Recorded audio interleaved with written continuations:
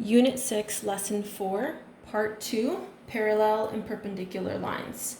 So the final part of the lesson is the relationship between the slopes of lines that are perpendicular. So lines that are perpendicular means that they intersect, and when they intersect, they form a 90-degree angle. So if you were to measure where they intersect with a protractor, you would get a reading of 90 degrees. The relationship between their slopes is that they are negative reciprocals of each other. So negative means you're going to change the sign. Reciprocal means you're going to flip the fraction. So in this example, 2 over 3, and if you were to get the negative reciprocal of that, you take your 2 over 3 and flip it, so it becomes 3 over 2. And if this is positive, the negative reciprocal would be negative. Okay, so we're going to do an example. So we're given two equations. So we're going to determine graphically if they are perpendicular. So we've got y equals 2 over 5x, take away 10, and y equals negative 5x plus 3. Now, if I analyze the slopes of these two lines, so the slope of the first line is 2 over 5, and the slope of the second line is negative 5 over 2. So I can already see that these lines will be perpendicular because my fraction for my first one is 2 over 5, and then the fraction for the other equation is negative 5 over 2. So you can see that the second one has been flipped and we change the sign. So that's what negative reciprocal means. Okay, so let's try to graph this. So let's begin with our first example. So we've got negative 2 over 5x, take away 10, where the 10 is our y-intercept, and then our slope is 2 over 5. So 2 is going to be my rise, and 5 is going to be my run. So I begin by putting my first point where my y-intercept is. So negative 10 is right there, right at the end of my graph. And then I can use my slope to determine my next point. So the rise is 2, the run is 5.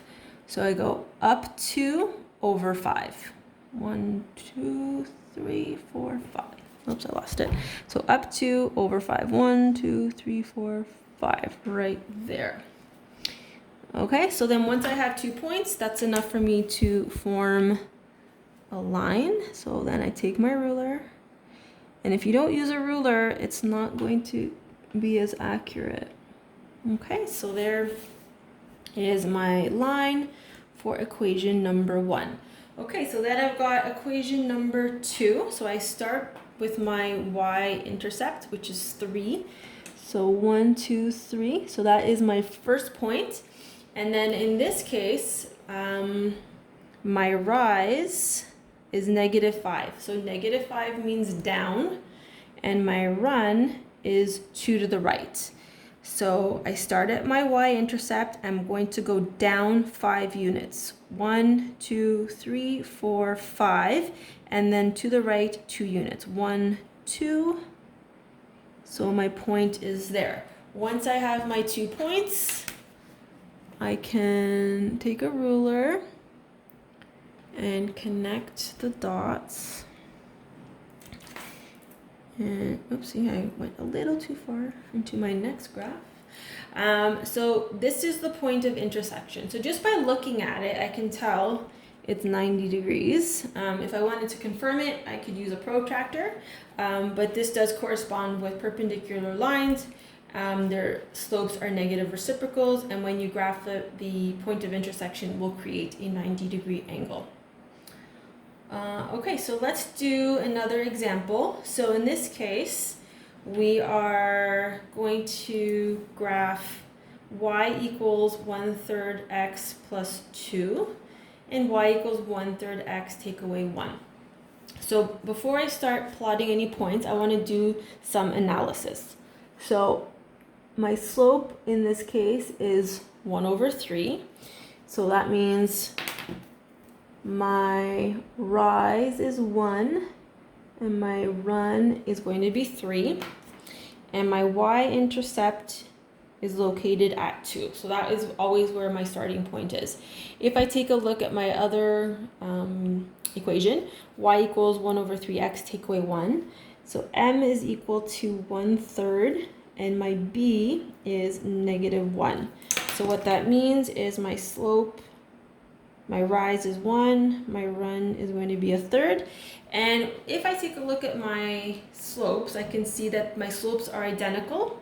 So when my slopes are identical, it means that my lines are going to be parallel. So I'm going to graphically show you that they are parallel as well. So let's start with our first equation. So we start at b equals 2.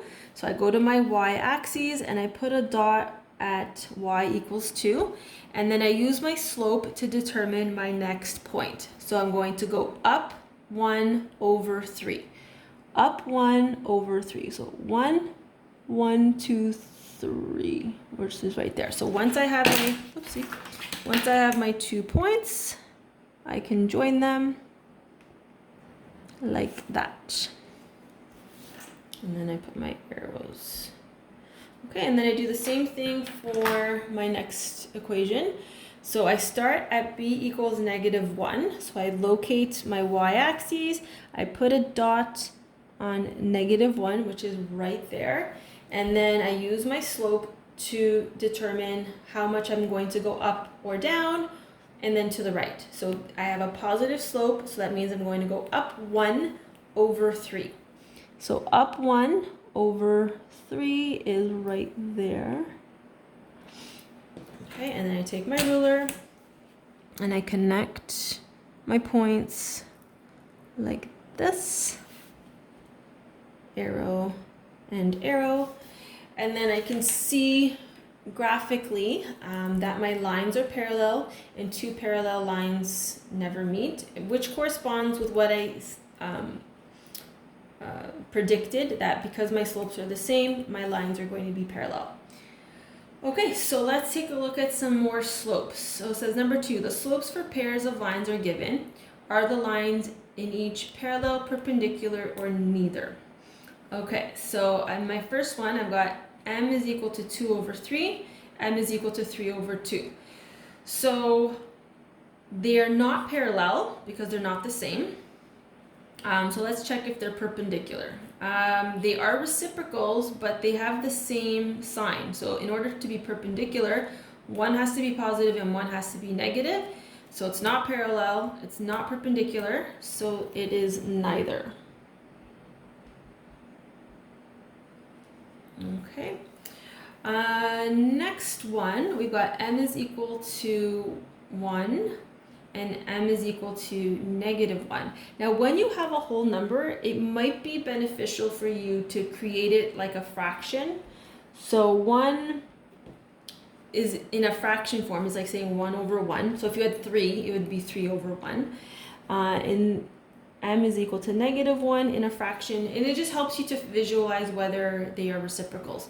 Now, if I take 1 over 1 and flip it and change the sign, oops, not, that shouldn't be a negative there, it should just be 1. I need to get new white out. This white out is not good. Okay, so if I were to take this and flip this fraction and change the sign, I get this. So what this means is that these are negative reciprocals. So therefore this line is perpendicular because the slopes are negative reciprocals. I'm just gonna write recip for short. Okay, let's take a look at our next set of slopes. So we've got -3 over 4, and then the other line has a slope of positive 4 over 3. So in this case, the fraction has been flipped and the sign has been changed. So in this case, we also have a perpendicular lines because the slopes are negative reciprocals of each other. Okay, let's try our last example. So it says, find the slope of each line. Are the lines in each pair parallel, perpendicular, or neither? Okay, so we're given our first equation, 1 over 4x plus 4. So 1 over 4 is our slope. X over 4, another way to write this is like this, by just pulling the fraction out. So it's just a way to rewrite it. So this has a slope of 1 over 4. So in this case, for A, they are parallel because same slope. Okay, now in the final example, we have some equations, but they're not in y equals mx plus b form. So in order to determine the slope, you have to convert each of these equations into y equals mx plus b form. So in this case, what we have to do is move the x and the 24 over.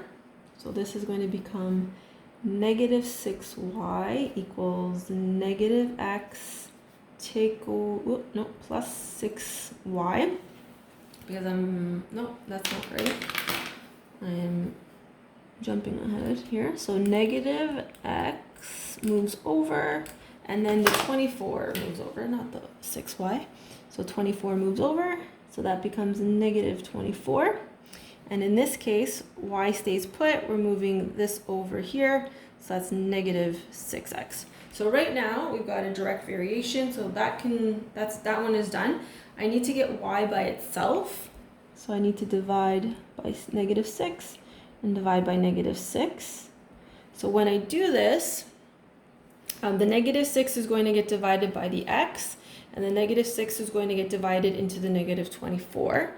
So negative and negative gives us a positive, so we're going to be left with 1 over 6 x. And then negative 24 divided by negative 6 is 4. So my equation for the first line is 1 over 6x plus 4. My equation for the other line is y is equal to negative 6. So now what I have to do is look at my slopes. So the slope of my first line is 1 over 6. The slope of my second line is negative 6. Now, when you have a whole number, in order to visualize it as a fraction, you can just put it over 1.